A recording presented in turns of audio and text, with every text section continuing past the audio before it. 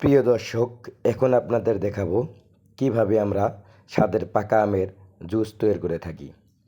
প্রথমে নিতে হবে একটি কাঁচা আম। তারপর আমটাকে ভালোভাবে ছিলে নিতে হবে। আমটাকে ভালোভাবে ছিলে ছোট ছোট করে কেটে নিতে হবে। কাটা হয়ে গেলে এটি সুন্দরভাবে আবার পানি দ্বারা ধৌত করে সুন্দরভাবে পরিষ্কার পানি দিয়ে ধুয়ে নিতে হবে। দেখুন, আমরা পরিষ্কার পানি দিয়ে ধুয়ে নিচ্ছি। এরপর পরিষ্কার পানিতে ধোয়ার পরে এটি আবার ছোট্ট ছোট্ট করে টুকরো করে কেটে নিতে হবে। ছোট ছোট টুকরো করে কেটে নেওয়ার পর এটি সম্পূর্ণ একটি আলাদা পাত্রে রেখে দিতে হবে। দেখুন, আমরা সুন্দরভাবে কেটে নিয়েছি। তারপর দিতেছি পরিমাণ মতো ধনেপাতা। আপনাদের কাছে যদি ধনেপাতা না থাকে, পুদিনা পাতা থাকে, এটাও দিতে পারেন, তাতে আরও স্বাদ বেড়ে যাবে।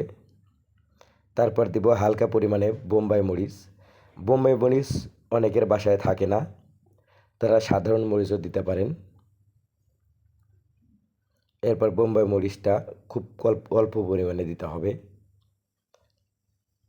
তারপর টুকরা আমগুলো ব্লেন্ডারের ভিতরে ঢেলে নিতে হবে। তারপর দেব হালকা পরিমাণে পানি। হালকা পরিমাণে পানি দিয়ে নেড়ে নিয়ে ব্লেন্ডারের উপরে দিয়ে এটি আমরা সুন্দরভাবে মিক্স করে নেব। একটি সুন্দর মশলা তৈরি হবে। তারপর দেব একটু চিনি, পরিমাণ মতো দেব একটু চিনি। হ্যাঁ, পরিমাণ মতো, যে যতটুকু মিষ্টি খান সেই পরিমাণে চিনি দিতে হবে। যাদের ডায়াবেটিস আছে তাদের চিনি দেওয়ার দরকার নেই। তারপর দিব একটু বিট লবণ। যদি ঘরে থাকে বিট লবণ দিবেন, না থাকলে সাধারণ লবণও দিতে পারেন।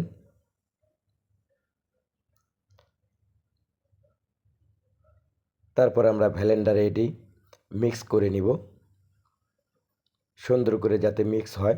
দেখুন, আমি এটা সুন্দর করে মিক্স করে নিয়েছি। দেখতে সুন্দর মাখা মাখা হয়েছে। দেখুন, সুন্দরভাবে মিক্স হয়েছে।